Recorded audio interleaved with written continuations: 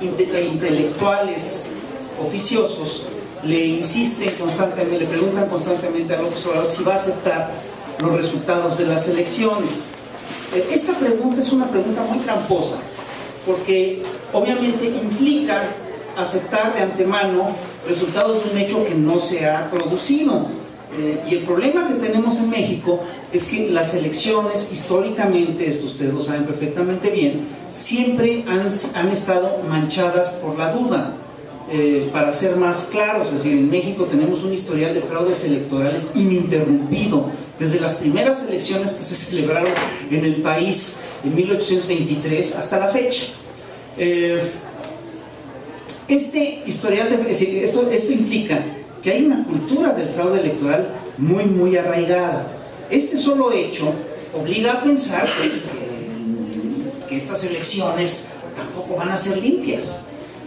Sin embargo, estos señores insisten en que les digamos que vamos a aceptar los resultados, etc. Si nosotros hacemos un historial de las elecciones en México de los últimos 70 años, vamos a ver que el grueso de las elecciones que hubo son elecciones que fueron sumamente sucias, que fueron netamente fraudulentas. Sin embargo, aquí opera una cuestión que es muy complicada, que es que un fraude electoral suele ser un operativo de Estado, y suele ser un operativo de Estado impulsado desde las más altas esferas del poder. Suelen ser operativos de Estado organizados con mucha frecuencia desde la Presidencia de la República. Y entonces, al ser operativos de Estado, echan a andar toda una serie, digamos, de cadenas de obediencia. Y por lo tanto, es muy difícil probar que existen los fraudes electorales. Siempre ha sido muy difícil probar un fraude electoral. En tribunales siempre ha resultado imposible. Y esto, pero esto no significa que esos fraudes de Estado no se lleven a cabo. Yo recuerdo que durante décadas los señores del PRI dijeron que no había fraudes electorales en México, que las elecciones eran totalmente limpias, y decían con toda la razón que no había habido, que hasta 1980 y tantos decían que no había una sola prueba de los fraudes electorales. Y era cierto. Si tú ibas a los archivos, no te encontrabas un solo dato que te hablara netamente de que tal o cual elección había sido fraudulenta. El primer fraude electoral del que tuvimos pruebas contundentes de que había habido operativos fraudulentos fue la elección de Tabasco, en la que ganó la gobernatura Roberto Madrazo Pintado. Quien documenta ese fraude electoral es Andrés Manuel López Obrador, y lo que documentó fue fantástico. Resulta que le pasaron todos los archivos de lo que había gastado el PRI en esa elección, en la elección para gobernador de Tabasco, y el resultado era verdaderamente impresionante. Resulta que Roberto Madrazo había gastado para llegar a ser gobernador de Tabasco más que lo que había gastado Bill Clinton para ser presidente de Estados Unidos. Y lo que era impresionante de este fraude es que teníamos todo documentado cuánto le habían pagado a fulano, dónde habían sido, cuánto habían costado los viajes, etcétera. Y esto, por supuesto, nos llevó a concluir una cosa que es muy importante, que es que los fraudes, es decir, suelen ser diversos. Fraude no es nada más que se roben un acta, que se roben una caja, que se roben las urnas, que se roben un paquete electoral o que lo alteren. Fraude es también el dispendio en las campañas, fraudes son también operativos de las campañas, etcétera. Y les digo yo que durante décadas los priistas se jactaron de que no había pruebas de los fraudes electorales. Y aquí viene a cuento una anécdota que a mí me gusta mucho, que refiere que una vez un diputado se para en la tribuna de la Cámara de Diputados y acusa a Gonzalo N. Santos de ser un cacique, de ser un ladrón, de ser un asesino. Y Gonzalo N. Santos le replica: a ver, pruebas. Y el tipo dice: mire, yo lo acuso de ladrón y de asesino, no de pendejo. Los priistas solían ocultar con mucha claridad y con mucha eficacia sus fraudes electorales. En las últimas 4 elecciones presidenciales que hemos tenido, nosotros hemos visto el siguiente proceso. Es decir, la elección de 88 la ganó la izquierda y nos hicieron fraude, y le hicieron fraude a la izquierda. La elección siguiente la ganó el PRI, la gana Zedillo, y la izquierda reconoció el triunfo de Zedillo. Las siguientes elecciones la gana el PAN y la izquierda reconoce el triunfo de Vicente Fox. En 2006 gana Andrés Manuel López Obrador y no le reconocen el triunfo. Esto implica que en este marcador de las últimas 4 elecciones, 2 las ha ganado la izquierda y en 2 ocasiones le han hecho fraude. El fraude de 2006 es un fraude increíble, porque a diferencia, es decir, la gran diferencia entre el fraude del 88 y el fraude del 2006 es que en el 88 el Estado se sorprendió con el triunfo de la izquierda y entonces hizo su fraude a matacaballo y lo hizo como pudo. José Barberán hizo un estudio muy importante, que es un antecedente directo del que hoy nos presenta Héctor Díaz Polanco, en el cual cuenta cómo él demuestra cómo se hizo el fraude de 88 y la verdad es que el resultado es concluyente. Ahora bien, de ese fraude no hay una sola prueba, simplemente porque gracias a la intervención del jefe Diego Fernández de Ceballos todos esos paquetes electorales fueron quemados.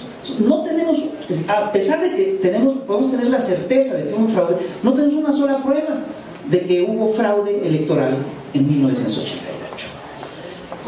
Otra cosa muy distinta ocurre con el 2006.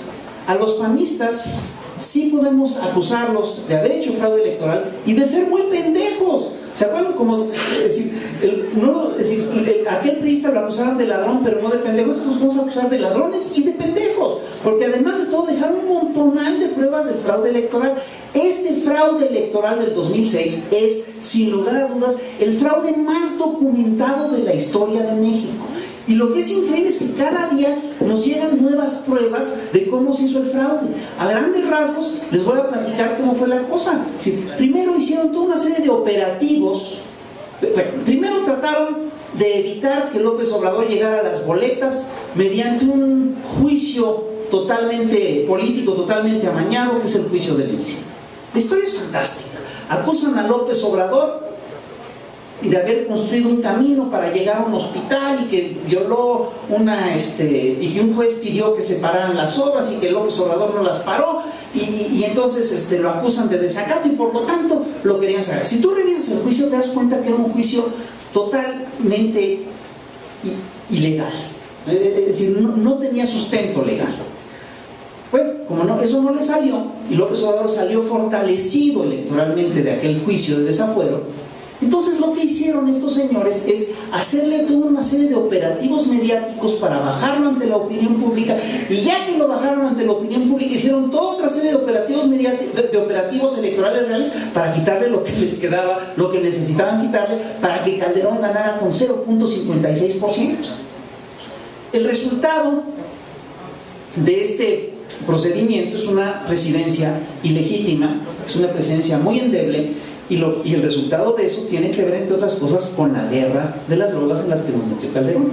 Calderón, para poder gobernar, militarizó al país. Ahora bien, ¿qué pruebas tenemos de aquel fraude electoral? Tenemos muchas. En México, la prueba máxima en la cultura legal es, sin lugar a duda, la prueba confesional. Si alguien confiesa, todas las demás pruebas pueden ser relevadas. Y tenemos pues que el PAN, como toda formación política, tiene una cultura muy particular. Y el PAN tiene una cultura muy vinculada a la Iglesia Católica, por lo tanto el PAN tiene una cultura confesional. Los panistas tienen la costumbre de confesar lo que hacen, y después de que confiesan se sienten perdonados. Entonces hemos tenido toda una serie de confesiones a partir del 2006 que son fantásticas. Yo les recuerdo que Vicente Fox confesó en una ocasión que él operó esa elección desde la presidencia. Él dijo: López Obrador me ganó con el desafuero, pero 18 meses después me desquité. Y después dice: dejé encargado el changarro, la presidencia, y me fui a hacer campaña por el PAN. Y después, en octubre de 2008, Fox dio un curso a panistas sobre cómo ganar las elecciones. En ese curso, Fox hace una declaración que a mí me pareció verdaderamente fantástica. Fox declara: no estamos jugando limpio, no estamos jugando con niños chiquitos. Tenemos que estar siempre atentos a usar al extremo lo que podemos usar. y precisa: tenemos que jugar en el límite, aprovechar los recovecos de la ley, usar herramientas tecnológicas para llegar a millones de electores con ideas como la de partirle el queso a Andrés Manuel López Obrador. Y luego en otra ocasión afirma que sí, que cargó los dados contra Obrador y que eso es democrático. Lo dijo con todas sus letras. Esta declaración de Fox, que suena pues muy cínica y muy críptica, ya ha sido detallada por los documentos que publica recientemente The Guardian. Si nosotros revisamos los documentos de The Guardian, nos damos cuenta que hay toda una serie de documentos que nos explican qué es exactamente a lo que se refería Fox cuando dice que tiene que aprovechar los recovecos de la ley y usar herramientas tecnológicas para llegar a millones de electores. Es decir, la revista MX ya había documentado que Vicente Fox, a partir de documentos federales, ya había documentado cómo Vicente Fox había gastado más de 60 millones de la presidencia para hacer encuestas que tenían preguntas como la siguiente: ¿qué necesitaría hacer Felipe Calderón para que usted lo favoreciera con su voto? 60 millones de dinero público, del dinero de los contribuyentes. Pues ahora The Guardian documenta a través de un archivo que obtiene de una gente que trabajó en Televisa, que Fox le paga a Televisa un plan mediático operado a través de noticieros y de shows para desacreditar a Obrador y evitar que gane las elecciones. Es decir, esto documenta claramente cómo Televisa fue una de las herramientas tecnológicas utilizadas por Fox para llegar a millones de electores y partirle el queso a López Obrador. Raúl Trejo del Arbre, a quien llaman experto en medios, dice que esas prácticas, le dijo a The Guardian, que esas prácticas parecían no ser legales bajo la ley no ser ilegales bajo la ley mexicana, pero que de ser ciertas no serían éticas. Es claro que esas prácticas son ilegales, es decir, puede que no sean ilegales, pero no son éticas. Pero hay toda una serie de cosas que se hacen ahí que claramente son ilegales. Gastar 60 millones de pesos de los contribuyentes para usar esas encuestas es, sin lugar a dudas, ilegal. La presidencia no puede hacer ese tipo de cosas. No solo eso, sino que según los documentos de The Guardian, el plan para partirle el queso a López Obrador tuvo un costo de 60 millones de pesos. Es decir, la presidencia de la República le paga a Televisa 60 millones de pesos y ese dinero fue pagado con dinero de la partida secreta. Es decir, está pagado con dinero de los contribuyentes. The Guardian además documenta una cosa fantástica. El documento dice, bueno, 3 millones se pueden facturar a presidencia y el resto a las dependencias que presidencia les diga. Perdónenme, eso es fraude electoral, no cabe la menor duda. No solo eso, sino que después los panistas se siguieron confesando. Yo recuerdo claramente cuando Manuel Espino declara que tuvo que convencer a escasos días de los comicios a 8 gobernadores del PRI para que operaran a favor de Felipe Calderón.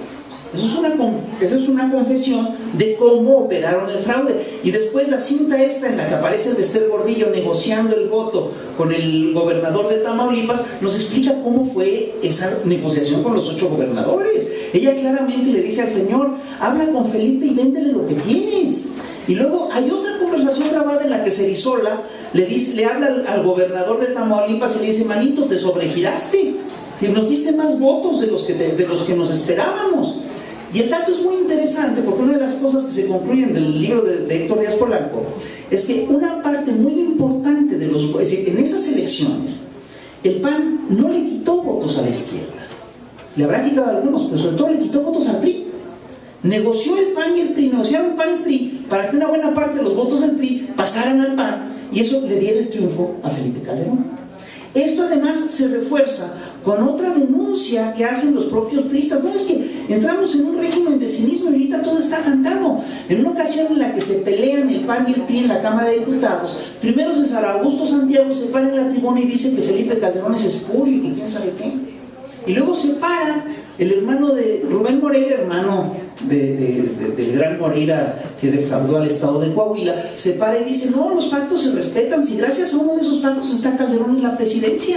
Aquí todo está cantado. Es un fraude sumamente transparente. Y además tenemos toda una serie de declaraciones que son sobrevivientes, que son muy interesantes. Por ejemplo, cuando se dan las elecciones en Yucatán en 2007, la ultraderecha tenía su candidato por el PAN. Y resulta que Calderón opera en esas elecciones para que el PRI gane, que no gane el candidato del Yunque. Y entonces Manuel Espino, que todavía era presidente del PRI, declara, del PAN, perdón, confía, ya es lo mismo, declara públicamente, dice, le dije a Mourinho, que estaba entonces en la presidencia, que no manden desde Los Pinos operadores políticos que no se coordinen con la dirigencia del partido. Aquí la pregunta es esta, oye, espérate, ¿de cuándo acá tiene presidencia derecho a tener operadores políticos que operen en las elecciones? El problema es clarísimo.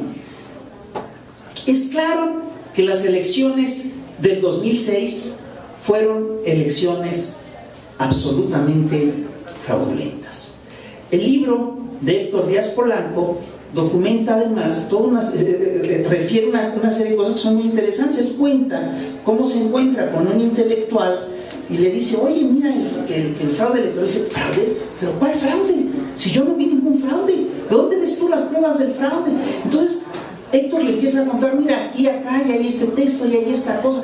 Estos señores siguen sosteniendo la tesis de que no hubo fraude electoral. La historia es increíble. Yo recuerdo también que en la película Fraude aparece Ciro Gómez Leiva declarando en público y dice literalmente, ¿fraude? ¿Cuál fraude? Yo no vi ningún fraude. Carajo, ¿cómo le hacen estos señores para no haber visto esto? ¿Cómo le hacen para no escuchar todas las pruebas de que sí se violentó el voto ciudadano? De cómo fue hecho el fraude a varios niveles. ¿Cómo le hacen para no enterarse de lo que todos los demás nos enteramos? Y aquí la conclusión muy simple, la conclusión evidente es que no hay, así como no hay peor ciego que el que no quiere ver, no hay peor analista político que el que no quiere enterarse. Entonces, si ellos no quieren enterarse, esa es su bronca. Nosotros tenemos que enterarnos y tenemos que documentarlo. Por eso yo aplaudo la presentación que Héctor Díaz Polanco haya publicado, La cocina del diablo, el fraude de 2006 y los intelectuales, porque desmenuza paso a paso cómo fue el fraude electoral de 2006, ya el operativo del fraude, y también cómo fue el operativo de los intelectuales para no enterarse de que hubo fraude. Aquí lo que resulta claro es que el primer trabajo titánico que tuvieron que hacer estos señores es convencerse a sí mismos de que lo que pasó no fue cierto. Y lo que es increíble es cómo estos señores de repente tienen que usar toda su inteligencia y todo su conocimiento para hacerle honor a la mentira, para hacerle honor al fraude, para hacerle honor a la deshonestidad intelectual. Y esto es todo lo que les quiero decir. Muchísimas gracias. Agradecemos la presentación. El compañero Rafael Barajas va a tener que retirarse, entonces vamos a ver si hay algunas preguntas o comentarios. ¿Sí? Bueno, perfecto. Bueno, entonces vamos a dar paso a la intervención de Jesús Ramírez Cuevas, que es el director del periódico Regeneración. Pero antes, ¿vas a mencionar algo? Bueno, también informamos que está a la venta el libro, por si quieren de una vez comprarlo. A mí me costó en 190 pesos en Sambors, porque no había otra opción, no tiene otra librería, pero aquí lo están dando a 150, entonces creo que vale la pena comprarlo. Vamos a dar la palabra a Jesús. Buenas tardes. Pues gracias por la invitación y antes que nada pues una amplia recomendación de que ustedes lean La cocina del diablo, este libro de Héctor Díaz Polanco, que para mí es un retrato hablado del crimen perfecto y que esto describe el hecho de que en nuestro país no hay democracia, en este país no se respeta la ley y en este país estamos acostumbrados, los poderosos sobre todo, quienes ejercen el poder político y económico, actuar impunemente y hacer cumplir sus deseos sin importarles violar la ley, sin importar violar la lógica y sin tener argumentos. Esto lo digo porque a lo largo de este libro se documenta de manera suficiente, razonada y con cientos de ejemplos de cómo en este país la generalidad es el abuso de poder y es el ejercicio del poder desde los medios de comunicación y desde el poder económico para imponer a los gobernantes. En ese sentido, cuando se habla de fraude electoral, pues es simplemente la descripción de una práctica del uso del poder político, del uso del dinero, del poder económico y de los medios de comunicación para imponer a los gobernantes. Y bien lo explicaba Rafael Baracas. Bueno, esta historia es una historia que forma parte de la tradición mexicana. Pero ¿qué pasa cuando esa tradición mexicana, encarnada por el PRI, se junta con un sistema económico que lo que necesita es subordinar los derechos de los pueblos, que requiere de gobernantes dóciles, que apliquen sus reformas estructurales y que lleven a cabo la imposición de un modelo económico que niega los derechos de los pueblos y que sobre todo le imprime, condiciona la existencia del Estado mismo a la subordinación de sus poderes? Digo esto porque aquí se juntó el hambre con el pan cuando el PRI, que hacía gala de estos fraudes electorales históricos. A mí me tocó ver en Chiapas cómo incluso había municipios donde no votaban los indígenas y que las urnas se rellenaban, esto todavía a finales del siglo XX, se rellenaban en las presidencias municipales. Contra esto se rebelaron los indígenas de Chiapas en 1994.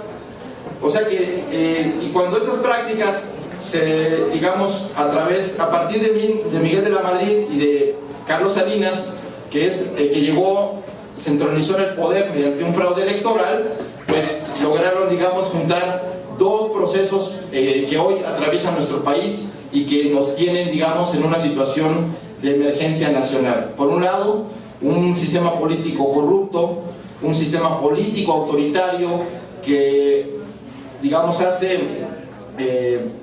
burla de los derechos ciudadanos y sobre todo, pues lo que menos importa son la voluntad popular y la participación de la gente, ¿no? Y por el otro lado, el modelo económico neoliberal, que lo que menos le importa son los derechos de los pueblos y los derechos de la gente, y lo que ha impuesto es la lógica de los mercados y la lógica de quienes tienen el control del poder financiero y el poder económico. Lo vimos el fin de semana pasado, cómo los mercados y los medios de comunicación influyeron en el resultado electoral de Grecia. Les aterraba que un gobierno con una política de defensa de la soberanía nacional, de defensa del pueblo griego, llegara al poder. ¿Por qué? Porque ponía en riesgo toda la estabilidad financiera que han diseñado para beneficiar a una minoría. Pues de esa misma manera en nuestro país ha ocurrido en diferentes momentos que esos poderes fácticos han utilizado los instrumentos de la ley, han utilizado a los jueces, han utilizado el Tribunal Electoral, han utilizado a los partidos políticos para darle continuidad a ese modelo económico. En 88 se vivió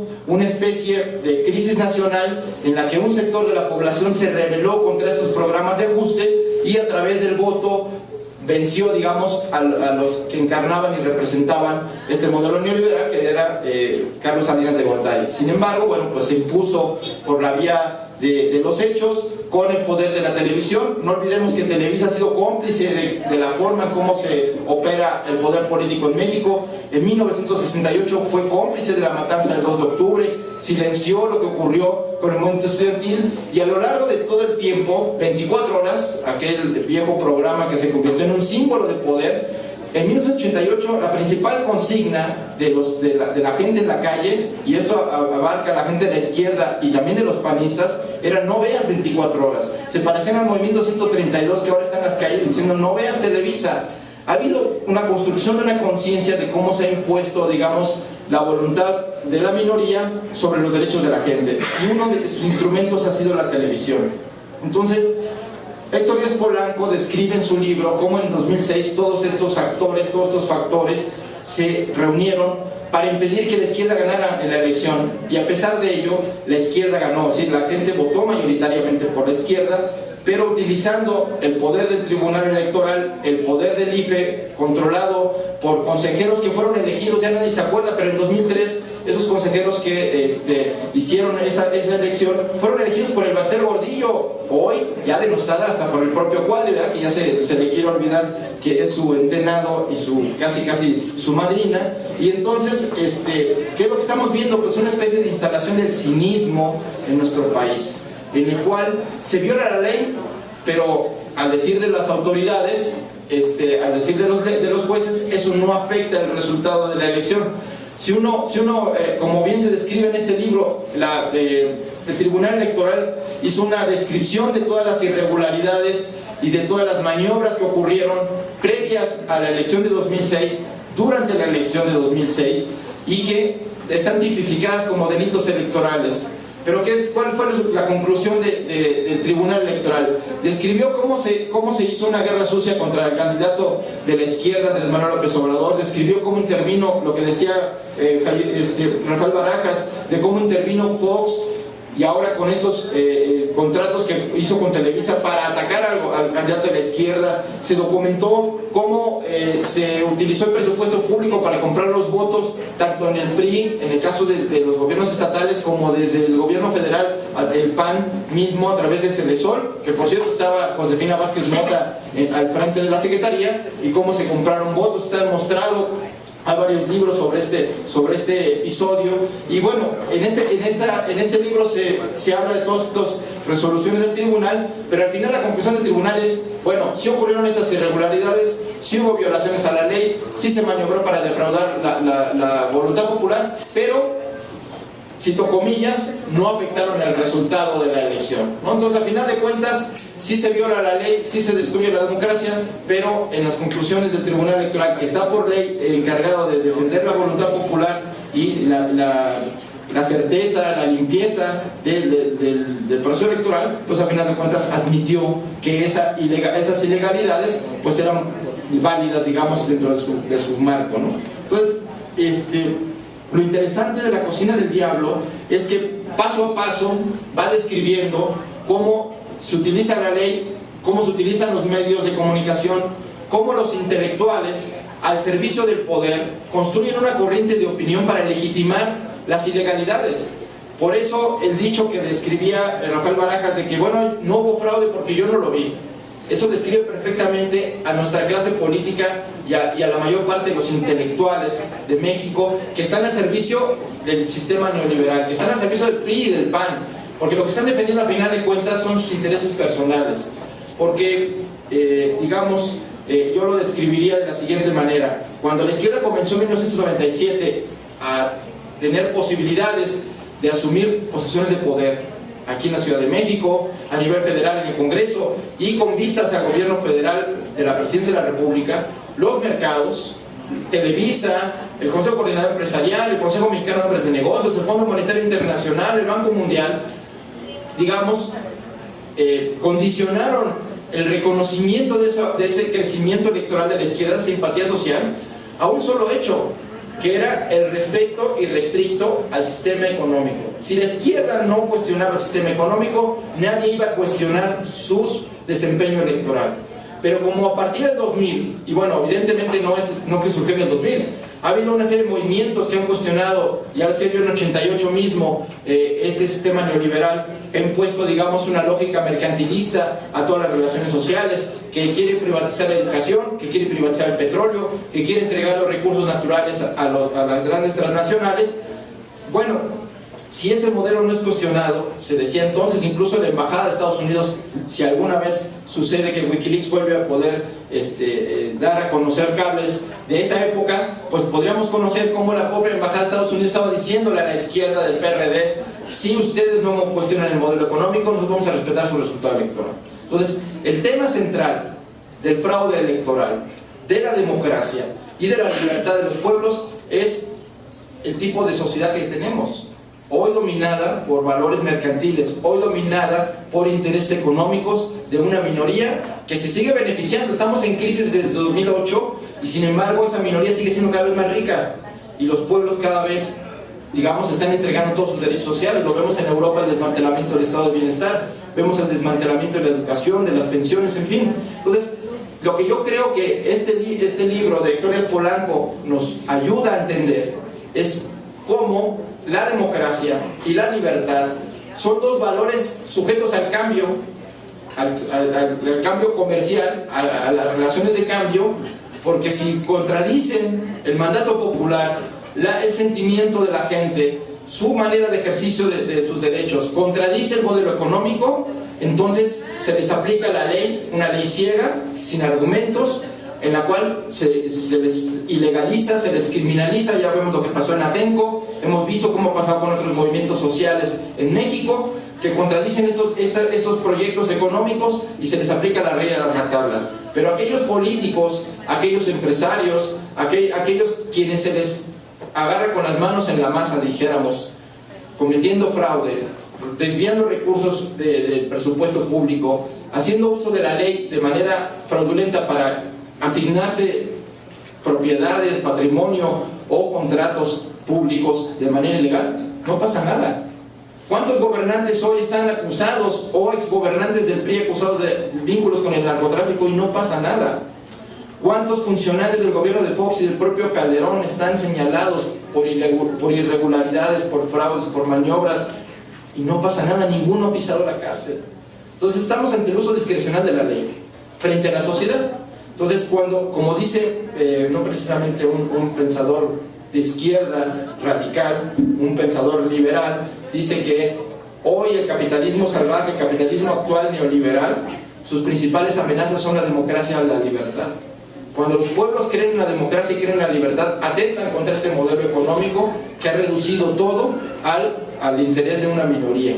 Entonces, ese hecho es el que estamos enfrentando en nuestro país. Ese hecho es el que enfrentamos en 2006. La diferencia es que en 2006 ellos tenían ahora sí que todos los hilos en la mano. Tenían el control del IFE, tenían el control del tribunal, tenían el control de los medios de comunicación e incluso tenían el control de las percepciones sociales. Han ido construyendo a través de los medios de comunicación percepciones sociales de cuál es el origen de los problemas del país, de quiénes son los responsables y por lo tanto pues también han construido, digamos, sus propios demonios, ¿no? Los propios demonios en los medios de comunicación y en estos casos pues la izquierda, los movimientos sociales y sobre todo un personaje como Andrés Manuel López Obrador pues ha sido atacado. Decía Carlos Monsiváis, lo escribió en el 2006-2007, que nunca un personaje público desde Madero había sido tan atacado desde el poder político, del poder económico, desde los medios de comunicación, como Andrés Manuel López Obrador. Entonces, a pesar de todo eso, a pesar de que hubo un fraude en el 2006, a pesar de que se le acusó de ser un peligro para México, y todo está documentado en este libro,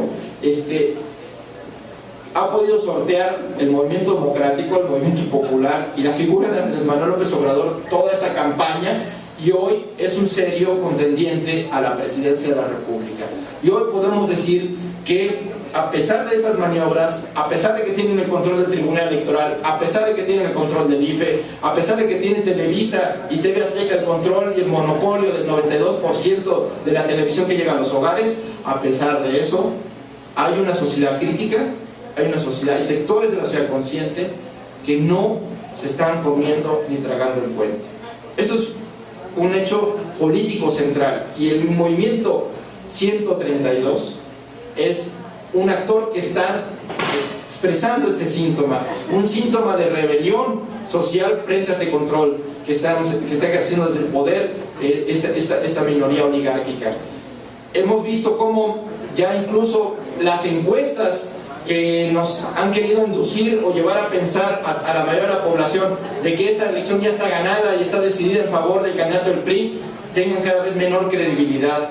Es una rebelión social en la cual las redes sociales han construido un imaginario político y una respuesta política superior a la televisión, a pesar de la influencia y el dinero que estén invertidos en ello. Entonces, estamos viendo una serie de batallas pequeñas todavía, pero que en su conjunto representan esfuerzos de la sociedad por defender sus derechos, por defender la democracia, por defender el territorio y por defender a México. Hoy lo que está en juego y que de alguna manera se ve en estas elecciones es el futuro del país. O somos un país soberano con un pueblo que puede decidir quiénes son sus gobernantes y qué tipo de políticas y qué tipo de proyecto de nación debe haber, o seremos un pueblo sujeto a los vaivenes del mercado, un pueblo sujeto al uso patrimonialista del presupuesto público y al final de cuentas pues un pueblo negado al que se le niega el derecho a la democracia y a la participación. Entonces yo creo que yo confío y que de alguna manera libros como el de La cocina del diablo de Héctor Díaz Polanco, de que habrá quien diga, bueno, ¿cómo reciclan un conflicto de 6 años? Lo que pasa es un conflicto irresuelto. Venimos arrastrando que lo que no nos dice Ciro Gómez Leiva, ni Joaquín López Dóriga, ni los intelectuales del Colmex o de la UNAM y del ITAM, que han apostado por ser las voces del poder, porque esa es una decisión personal, es una decisión intelectual, una decisión ética. Ellos han hecho caso omiso de la realidad y ya han subordinado su pensamiento y su visión a los intereses y las necesidades del poder en turno. En ese sentido,